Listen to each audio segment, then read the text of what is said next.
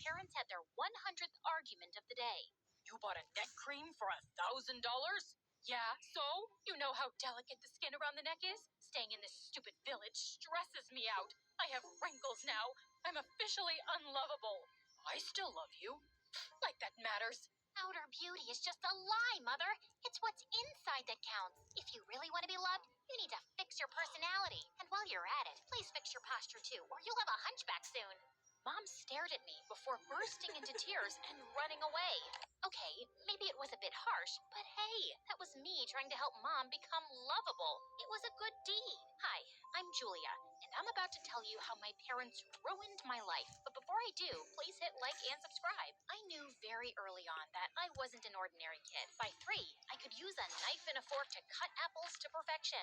By 10, I could recite Shakespeare word for word. By 13, I could bake pastries that could give a French baker a run for his money. I've always wondered how I turned out to be so amazing.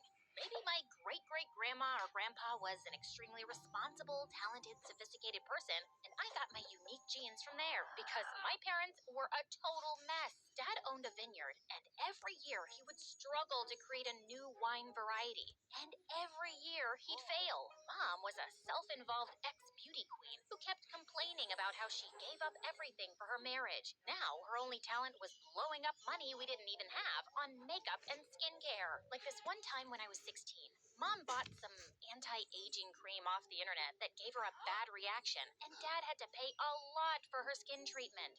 My face looks like a swollen monkey's butt. This is all your fault. If only you were rich and I could afford plastic surgery.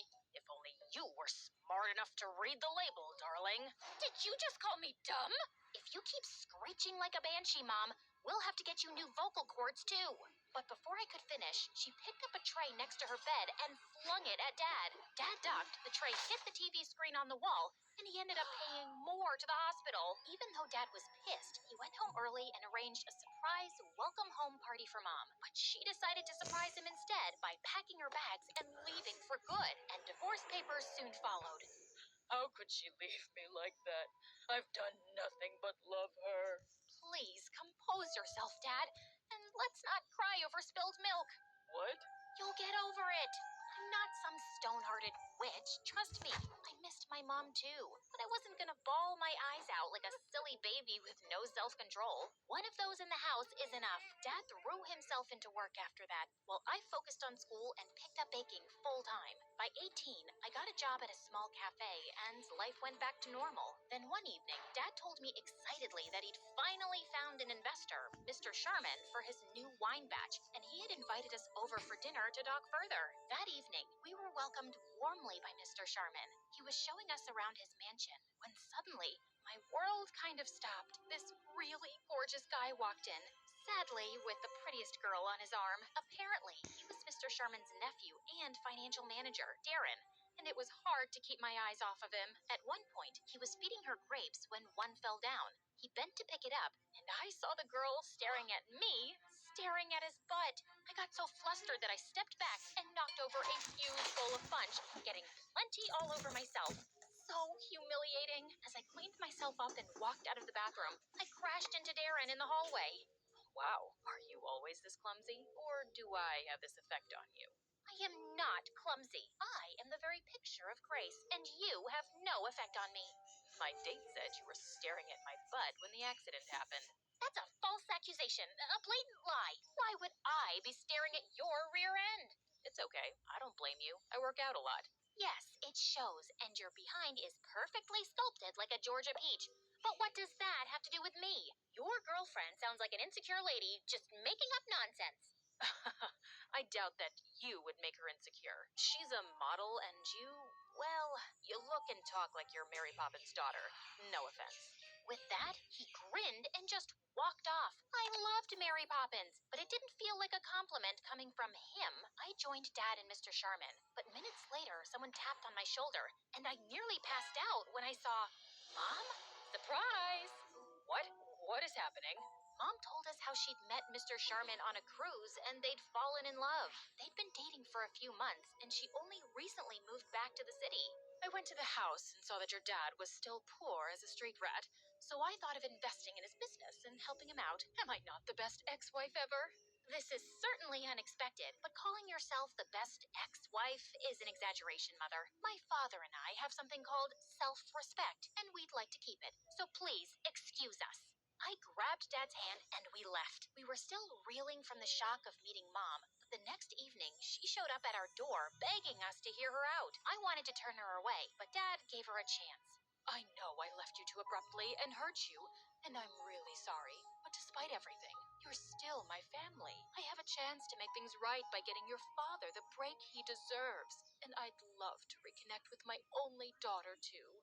I wanted to be less cynical and believe this was an unselfish act, but I wasn't convinced. Dad, however, was staring at her with stars in his eyes, and he agreed to take Mr. Sharman's investment. After she left, I turned to Dad. I know you want to succeed, but is this really a good idea? Trust me, I know it is. Also, I think your mother's still in love with me, and I have another shot. What? Dad, no, she's happy with her rich boyfriend. We'll see. Good Lord, was this going to end up with Dad as a weeping disaster again, and I'd be picking up the pieces again? But I couldn't do anything to stop it. Soon, Dad and Mr. Sharman were meeting regularly and getting to know each other before making the deal, while Mom wanted me to hang out with her so we could bond, which meant I had to see a lot more of Darren every time I went over to their house, or when Mom took me to some fancy party. And to my dismay, he even started visiting the coffee shop I was working at every time with a new girl. Can't you find another cafe as your saliva exchanging rendezvous spot? Your mom told me you're the baker here, and I thought I was doing you a favor by bringing you business. But I get it. Seeing me with all those girls makes you jealous. Do you wish you were one of them, Julia? You can be, you know. I've got 20 minutes before my date turns up. As if I'd ever want to date an insufferable Neanderthal who thinks he's God's gift to women. One kiss from me, and you think I'm God's gift to women, too. I'm curious. Have you ever kissed anyone? I mean, a boy, not your cat or your grandma. Of course I have. I have a very steady boyfriend of 2 years, and I'm wildly in love with him. Wow. Does he also talk like he has a stick up his butt? I'm dying to meet him now. Let's have a double date tomorrow. How about a movie and dinner? I'll text you the details. Just then, his date of the day turned up, and I walked off. I had to find myself a boyfriend by tomorrow. I asked one of the newest interns at the cafe to be my date and showed up at the movie theater the next evening. After I'd introduced my boyfriend happily, we took our seats and the movie started. But Darren and his date kept giggling and whispering like teenagers. Sorry to disturb you guys, but my boyfriend Billy, Actually, it's Bobby. Billy, Bobby, tomato, tomato. Anyway, Barry and I are trying to watch the movie and would appreciate it if you guys could keep it down. Darren simply smirked and looked away, but minutes later he started making out with his date. You're still noisy. You're still annoying. Cut it out. Bite me. I grabbed Darren's soda and spilled it on his head. He got angry and knocked down my tub of popcorn, and we got into a huge argument. Soon enough, we were thrown out by security. Wow, this was a terrible date. I'm so sorry. Let's part ways with these two and grab some burgers? Sure, if you can tell me my name. You're so funny. Baby. It's Bobby. My date stormed off angrily, and I caught one look at Darren's smug face and fled the scene. But the next morning, as I was walking to school, a car slowed down by me, and I saw it was Darren. Hop in. I'll drop you. No, thank you. I do not need you to rub last night in my face. You're clearly troubled if you can't manage to have a real boyfriend. But I don't have time for that right now. I need to talk to you about your mom.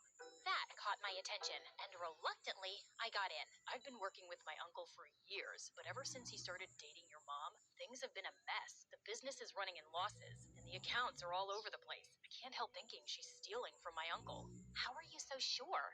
Call it a hunch. She has really expensive taste, and she's not really rich, so... So, just because she doesn't have your kind of money, you think she's a thief? Have you ever thought that maybe your accounts are a mess because you're too distracted with your girlfriends and you're bad at your job?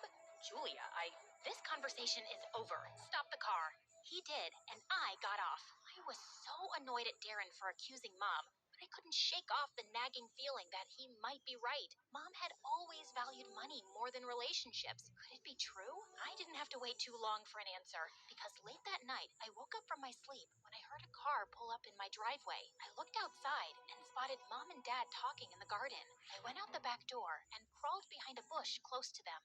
darling, I was a fool to let you go, but now everything will be perfect.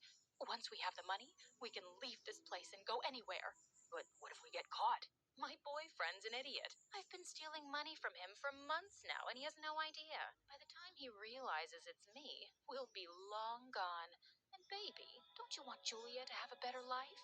Dad nodded, and then they kissed. Mom left, and as soon as Dad walked in, I cornered him. Hello, Dad. Oh my God, Julia, you scared me. You can't cheat Darren's uncle. He's willing to invest in your business, and you're just gonna take off with his money? Why are you ruining this amazing business opportunity? Because your mother and I love each other, and that matters more than anything else. Once we have the money, we can start over and be together anywhere we want. It's still illegal and criminal. This isn't who you are, Dad. And what makes you so sure she won't leave you again? Because she's changed, and I know things will be different this time. She really loves me. The only two things Mom loves are money and herself. I have a big day tomorrow, Julia, and I would like you to stay out of it. I tried talking to Dad again the next day, but he just blew me off. So I went to Darren's place and told him everything. We needed proof, and I started with searching Mom's room. I was going through her stuff when I found a bunch of fake passports and IDs at the back of the drawer. I shoved everything into my pocket and was leaving when my foot got caught in the carpet, and I fell flat on my face. Just then, Mom walked in. Julia, what are you doing in my room? I came to see you, and I was just admiring this carpet. The thread count is amazing. The embroidery is exquisite. So elegant. Your taste is so chic, and you passed it all to me. I am so thankful to you for making me the lady I am today. I kissed Mom's hands, hugged her tight, and ran out. Right outside the room, I caught Darren snickering and pulled him into an empty room. Admiring the carpet? How'd you come up with that? Quick thinking, and I found something. But before I give anything against my mom, promise me that Dad will not face any criminal charges. I know he's at fault too, and I'm asking a lot here, but he's just an innocent man who is blindly in love with the wrong woman. And he's the only family I have left. Darren touched my cheek gently, and suddenly I felt hot tears rolling down my face. I get it, Julia. My dad left when I was really young. It's not easy dealing with something like that. I promise you, I'll keep your dad safe. You really mean it? Darren nodded and pulled me into a hug, and it felt amazing. He dropped me home, and that night I slept with Darren in mind. The next morning, Darren called me up and told me that he was chasing some lead and would meet his uncle at a golf event to tell him everything. I wanted to talk to Dad one last time before Darren exposed Mom, but he wasn't around. That's when I noticed an invite to the same golf event on Dad's table. I quickly took a cab and reached the venue. The place was huge, and I was running out of time, and that's when I spotted an old lady climbing onto a golf cart. Excuse me, ma'am. I'm really sorry for what I'm about to do, but it's an emergency. With that, I shoved the lady aside, slid inside the cart, and zoomed off, despite her screams and protests. Please ignore my driving skills here. I'm actually a very safe driver. You can ask my friends. They say I drive like a grandma, and that's a compliment. Anyway, after crushing a bunch of feet and getting chased by a mad golfer, I finally spotted Dad and Mom in a corner talking to Mr. Sharman. Dad pulled out some papers, and Mr. Sharman was about to sign them when I got out of the cart, lunged at him, snatched the pen, and threw it away. Julia, what are you doing? Sorry, where are my manners? I apologize for the outburst, Mr. Sharman, but your girlfriend, and unfortunately, my mother, has been stealing from you. And now she wants you to sign over money for Dad's business so she can steal that too and leave forever. What is this rubbish? Darling, don't believe her. She's lying. Oh, no, she's not. I turned around and saw Darren walk in with all the evidence we'd collected and some papers. He told everyone how Mom was actually a con woman who'd been running around conning millionaires the last couple of years, and her latest target was Mr. Sharman. I always had my doubts about you, but I had no proof. But then, you booked this one-way flight leaving for Ibiza tonight, and I chased that transaction to find out about the secret account where you've been stashing away my uncle's money. Wait, you were gonna leave for Ibiza without me? You just bought one ticket? Julia was right. You were gonna take the money and just leave me. I tried to warn you, Dad, but why did you come back, Mom? You could have conned anyone. Why Dad? Suddenly, Mom looked like a raging mad woman because he was such an easy target. Your dad needed money, and I wanted an exit from this miserable relationship with his old hag Sharman.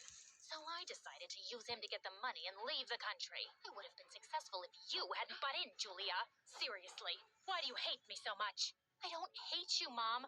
I feel sorry for you because you're doomed to stay alone. Have fun in jail. Mom got arrested that day, and I never saw her again. Darren convinced Mr. Sharman to not press charges against Dad, and it took some pleading, but thankfully he agreed. Dad and I were on our way out when suddenly I heard Darren calling my name. Dad left to wait in the car as Darren caught up with me. I just wanted to say thank you. The